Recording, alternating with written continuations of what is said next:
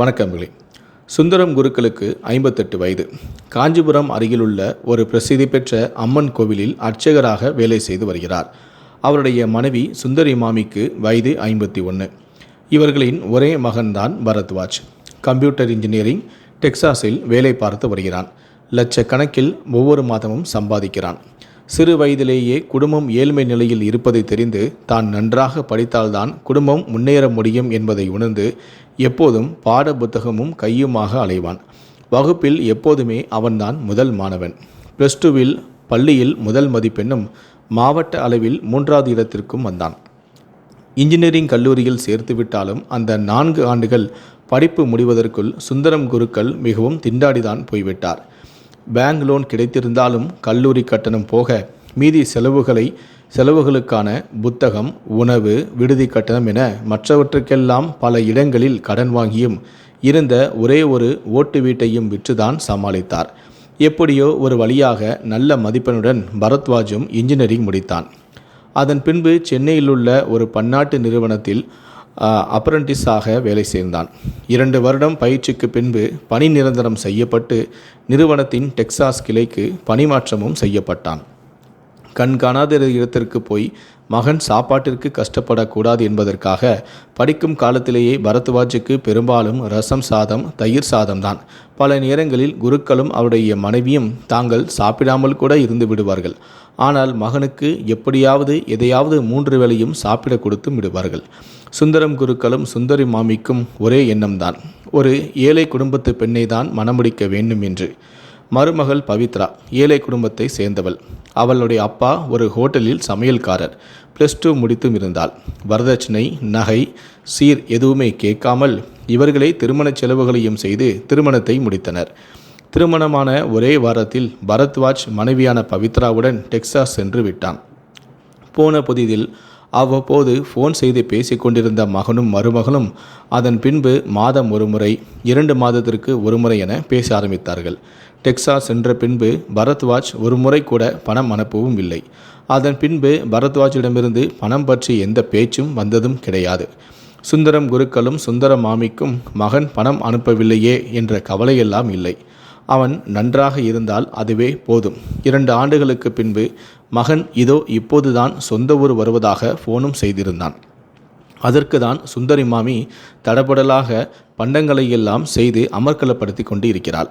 சுந்தரி மாமியிடம் மகன் ஃபோனில் பேசும்போதெல்லாம், அம்மா இங்கே சொர்க்க மாதிரி இருக்குமா, பெரிய வீடு, தோட்டம் எல்லாம் இருக்குது, வீடு பெருக்க, பாத்திரம் தேய்க்க, துணி துவைக்க எல்லாத்துக்குமே மிஷின் இருக்குமா, நீங்கள் 2 பேரும் இங்கே வந்து எங்கள் கூட தங்கிடுங்கம்மா, அங்கே என்ன இருக்குது என்று அடிக்கடி கூப்பிடுவான்.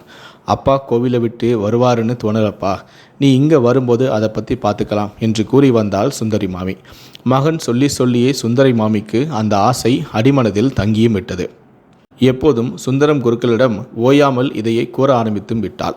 1 மாதமாவது அங்கு டெக்சாஸ் போய் மகனுடன் அங்கு என்ன இருக்கு என்று பார்த்துவிட்டு வருவோமே என்று. இப்போது மகன் வரும் தகவல் கிடைத்ததிலிருந்தே அவளுக்கு கைகால் ஓடவில்லை. எப்போது மகன் வந்து தங்களை அவளுடன் கூட்டி போவான் என்றே மனதில் ஓடிக்கொண்டே இருந்தது. பரத்வாஜ் வரும் அன்று மீனம்பாக்கம் விமான நிலையம் சென்று அவர்களை கூட்டி வர வேண்டும் என்றுதான் சுந்தரி மாமிக்கு ஆசை. ஆனால் பரத்வாஜோ, அம்மா நீங்கள் சிரமப்பட வேண்டாம், கஸ்டம்ஸ் கிளியரன்ஸ் மற்ற ஃபார்மாலிட்டிஸ் எல்லாம் முடிய நேரமாகும், அதனாலேயே நாங்களே வந்துடுறோம் என்று கூறிவிட்டதால் வீட்டுக்கு உள்ளேயும் வெளியேயும் குட்டி போட்ட பூனை மாதிரியே நடந்து கொண்டும் இருந்தாள்.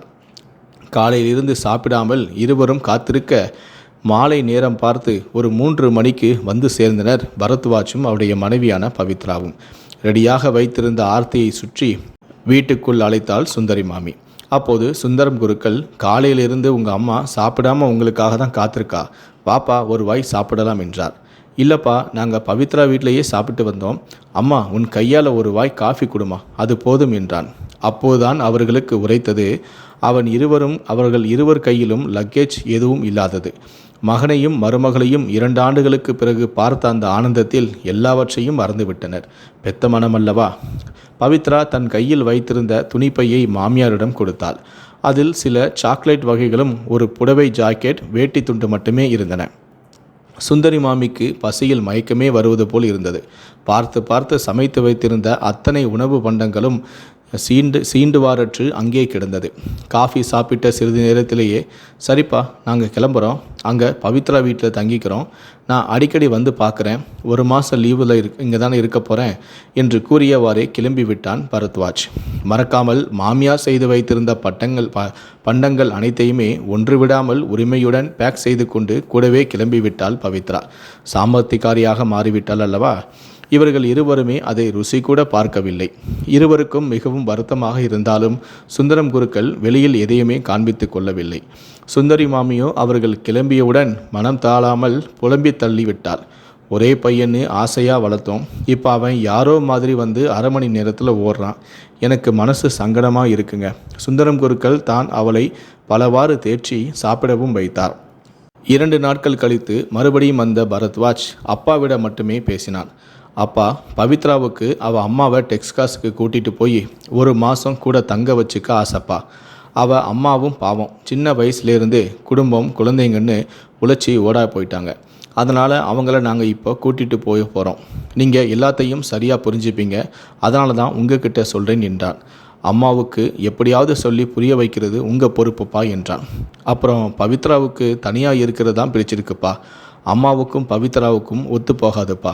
அதனால் நீங்கள் ஃபோன் கூட செய்யாதீங்க, நானே அப்பப்போ சமயம் கிடைக்கும்போது உங்களுக்கு ஃபோன் செய்கிறேன். அத்தோடு டெக்சாஸுக்கு கிளம்பும் அன்று நான் இருவரும் வந்து 5 நிமிடம் இருந்துவிட்டு விடைபெறுகிறோம் என்று கிளம்பினான்.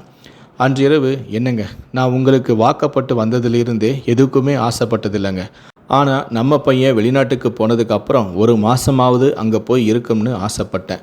அது நிராசை ஆயிடுச்சு. சரி வாங்க தூங்கலாம், நீங்கள் 4 மணிக்கு எழுந்து குளிச்சுட்டு கோயிலுக்கு வேற போகணும் என்றார். இப்படியே 6 மாதங்கள் உருண்டோடியது.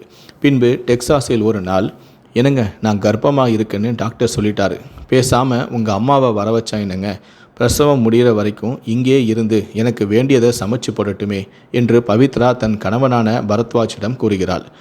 நீ தானே நமக்கு பிரைவசி தேவை, அவங்க இங்கே வந்தால் சரிப்படாதுன்னு சொன்னேன், இப்போ கூப்பிட்டா எப்படி வருவாங்க என்று பரத்வாஜ் கூறுகிறான். சரி, எனக்கு மனசே சரியில்லை, இங்கு புதுசாக கட்டப்பட்ட அம்மன் கோவிலுக்கு போன வாரம் கும்பாபிஷேகம் நடந்ததில் அங்கு சென்று வரலாம் என்றான். இவர்கள் போனபோது அந்த கோவிலில் சற்று கூட்டமாகவே இருந்தது. அப்போதுதான் அம்மனுக்கு அலங்காரம் முடித்து திரை விலகி தீபாதரனை காட்டப்பட்டது. கண்களை மூடி கையை குவித்து இறைவனை வணங்கி கண்களை திறந்தால் தீபாதரனை தட்டுடன் அருகில் வந்த குருக்களை பார்த்து அதிர்ந்தான் பரத்வாஜ். அங்கே நிற்பது யார்? அப்பாவா? கண்களை கசக்கி விட்டு கொண்டு மீண்டும் பார்த்தான். அப்பா அவனை அறியாமல் வாயும் முணுமுணுத்தது. கொஞ்சம் இருப்பா, இதோ வரேன். அங்கிருந்த வேறு ஒரு குருக்களிடம் ஏதோ சொல்லிவிட்டு வந்த அப்பா, அதோ அதுதான் நம்ம குவார்ட்டர்ஸ், வாங்க போலாம் என்றார். சுந்தரம் குருக்கள் முன்னே வந்து நடக்க பேச்சற்று பின் தொடர்ந்தனர் பரத்வாஜும் பவித்ராவும். போனவுடன் வீட்டை பார்த்து அசந்து போய்விட்டான். 2 பெட்ரூம் ஹால் பிளாட். வீட்டில் இவர்களை மகிழ்ச்சியுடன் வரவேற்ற சுந்தரமாமி, சென்னையில் அப்பா வேலை பார்த்த கோவில் தர்மகத்தாவின் பொண்ணும் மாப்பிள்ளையும் இங்கே தான் இருக்காங்க. அவர்கள் கட்டிய கோவிலுக்கு பூஜை விதிமுறைகள் செய்ய தலைமை குருக்கள் வேணும்னு அப்பா கிட்ட கேட்டிருக்காங்க. தர்மகத்தாவும் நீங்கள் டெக்ஸாஸுக்கு கிளம்புங்க, நான் இங்கே வேறு ஒரு ஆளை பார்த்துக்கிறேன்னு சொல்லிட்டாரு. அப்பாவும் சென்னையில் நமக்கு யார் இருக்கா, தெய்வ காரியத்தை எங்கிருந்து செஞ்சா என்னன்னு புறப்பட சொல்லிட்டாரு. இங்கே அப்பாவுக்கு மாதம் 5 லட்ச ரூபா சம்பளம், கடகடவென கூறி முடித்தாள் சுந்தரி மாமி. அம்மா, இப்போ உங்கள் மருமக தாய்மை அடைஞ்சிருக்கா, அவளுக்கு வாய்க்கு ருசியாக சாப்பிடணும்னு தோணுதான். அவள் அம்மா இப்போ வர முடியாத சூழ்நிலை, நீங்கள் 2 பேருமே எங்கள் கூட பிரசவம் வரைக்கும் இருந்தால் நல்லா இருக்குமா என்றான் பரத்வாஜ். அது சரிப்படாதுப்பா, அப்பா பூஜை முடித்து மீதி நேரத்தில் இங்கே இருக்கிற தேவ பாடசாலையில் வேதம் சொல்லி கொடுக்குறாரு, அதுக்கு இங்கே இருக்கிறது தான் சௌகரியமாக இருக்கும். அம்மா, அப்பா வரலனா என்னம்மா, நீ மட்டுமாவது வாமா என்றான். இல்லைப்பா, அப்பாவுக்கு வயசாகிறது, அவரை பார்த்துக்கிறது தான் என்னுடைய முதல் கடமையே. அது மட்டும் இல்லைப்பா, தினமும் கோவிலில் பிரசாதங்களை செய்கிற வேலையும் எனக்கு கொடுத்துருக்காங்க. வேதம் கற்றுக்கிறவங்களுக்கும் கடவுளை தரிசிக்க வரவங்களுக்கும் மதிய உணவு செய்யும் பொறுப்பும் எனக்கு இருக்குது. அதுக்காக எனக்கு மாதம் 2 லட்ச ரூபா சம்பளமும் கொடுக்குறாங்க. பரத்வாஜ், இவ்வளவு நாள் உனக்காகவே நாங்கள் 2 பேருமே வாழ்ந்தோம், பசியும் பட்டினியுமாக இருந்து உன்னை ஆளாக்கினோம், நல்ல நிலைமைக்கு கொண்டு வந்தோம். இனி இது உனக்கு நல்லாவே தெரியும். ஆனால் நீயோ கல்யாணம் ஆனவுடன் உனக்கு நாங்கள் தேவையற்று போயிட்டோம். கலங்கி நின்ன எங்களுக்கு தொப்புள் கொடி உறவு போனால் என்ன, வேறு புதிய உறவுகளை ஏற்படுத்தி தரேன்னு கடவுள் புதிய பந்தங்களை எங்களுக்கு ஏற்படுத்தி கொடுத்துருக்காரு. இனிமே அந்த பந்தங்களை எங்களால் விட முடியாதுப்பா. மேலும் பூஜை பண்டிகை என்று நாங்கள் இருவருமே அடிக்கடி நியூ ஜெர்சி, கலிஃபோர்னியான்னு அடிக்கடி போயிட்டு இருப்போம். அங்கு உள்ளவர்கள் இவரை அழைப்பார்கள். இதில் எங்களுக்கு நல்ல வருமானமும் இருக்குது. எங்களுடைய சேமிப்பு போக மீதம் உள்ளதையெல்லாம் சென்னையில் உள்ள ஆதரவற்ற முதியோர் இல்லத்திற்கு அனுப்புகிறோம். பணத்திற்கு இப்போ எங்களுக்கு பஞ்சமே இல்லைப்பா. சென்னையில் வலசரவாகத்தில் ஒரு வீடும் வாங்கியிருக்கோம். ஒரு காலத்தில் உன் அன்புக்காக ஏங்கி கொண்டிருந்தோம். மூணு வேளை உணவு உனக்கு சாப்பாடு போட்டுவிட்டு நாங்கள் பட்டினி கிடப்போம். ஆனால் இப்போது உன்னை பற்றி நாங்கள் நினைக்கக்கூட எங்களுக்கு நேரமே இல்லைப்பா. உனக்கு உதவவும் முடியாது என்று மறுத்துவிட்டாள். இப்போது மதிய உணவு நேரம் வேற நெருங்கிருச்சு, நான் போய் பரிமாறணும் என்று கூறி அறக்க பறக்க கிளம்பினாள் சுந்தரி மாமி. இப்போது பவித்ராவிடம், எங்களுக்கு பல பணக்கார பெண்களுடைய ஜாதகம் வந்தது. ஆனால் நீ ஏழை குடும்பத்தில் பிறந்தவள், எங்களை எல்லாம் கைவிட மாட்டாய் என்று நினைத்து நாங்கள் ஏமாந்து போய்விட்டோம். எங்கள் மகனை இப்படி நீ மாற்றி விட்டாய். அவனை உனக்கு அடிமையாக்கியும் விட்டாய். நாளைக்கு உனக்கும் ஒரு மகன் பிறப்பான். பிற்காலத்தில் உங்களையும் இப்படிதான் அவனும் நடத்துவான். கடவுள் உனக்கு தக்க தண்டனை கொடுப்பார். மாமியாரின் அனல் பறக்கும் பேச்சு அவளை ஈட்டியால் குத்துவது போல இருந்தது. மகனிடம் போகும்போது, அப்பாவிடம் எதுவுமே பேசிடாதே, அவர் எரிமலை போல வெடித்து விடுவார். எதுவும் பேசாமல் நீ கிளம்பு. அப்புறம் நீ அடிக்கடி இங்கு வருவது அவருக்கு பிடிக்கவில்லை. என்னை பார்ப்பது என்றால் மதிய உணவு வேளையில் கோவிலில் என்னை பார், சாப்பாடு போட்டுவிட்டு அனுப்புகிறேன் என்றார். மாமி பொறித்து தள்ளிவிட்டு கிளம்பி விட்டாள். அவள் போகும்போது அவளிடம், அப்பா, ராம்ஜியை 5 மணிக்கு கார் எடுத்துக்கொண்டு வர சொல். நான் ப்ரொஃபஸர் பாலுவை ஒரு பூஜை விஷயமாக பார்க்க வேண்டும் என்று கெத்தாக சொன்னார்.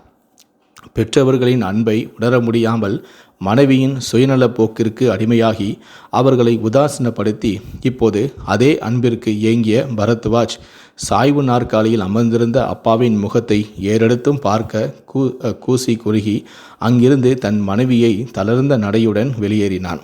பரத்வாஜுக்கும் பவித்ராவுக்கும் தலையே சுற்றுகிறது. பவித்ராவுக்கு மயக்கம் வருவது போல இருந்தது.